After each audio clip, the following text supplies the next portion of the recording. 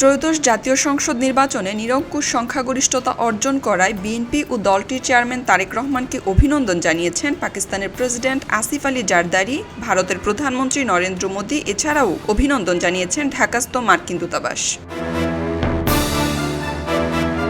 ভারতের প্রধানমন্ত্রী মোদি ফেসবুক পোস্টে বলেন, বাংলাদেশের সংসদীয় নির্বাচনে বিএনপিকে সুস্পষ্ট জয়ে নেতৃত্ব দেওয়ার জন্য তিনি তারেক রহমানকে উষ্ণ অভিনন্দন জানাচ্ছেন। তারেক রহমানের উদ্দেশ্যে মোদি লিখেছেন, এই জয় আপনার নেতৃত্বের প্রতি বাংলাদেশের জনগণের আস্থার পরিচায়ক।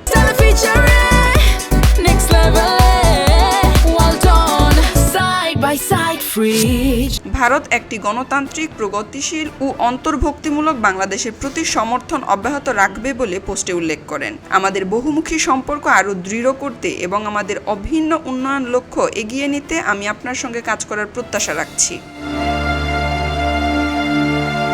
বিএনপি ও দলটির চেয়ারম্যান তারেক রহমানকে অভিনন্দন জানিয়েছেন পাকিস্তানের প্রেসিডেন্ট আসিফ আলী জারদারি ও প্রধানমন্ত্রী শাহবাজ শরীফ। আসিফ আলী জারদারি বলেছেন, পাকিস্তান বাংলাদেশের গণতান্ত্রিক আকাঙ্ক্ষাকে সমর্থন করে এবং বাণিজ্য, প্রতিরক্ষা ও সংস্কৃতি বিষয় জোরদার করতে নতুন সরকারের সঙ্গে কাজ করার প্রত্যাশা রাখে।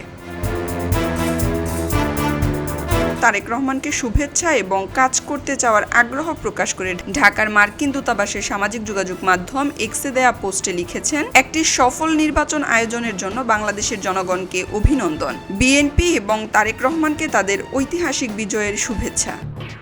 এলো খবরের কাগজ, নিখাত, নির্ভীক, নিরপেক্ষ।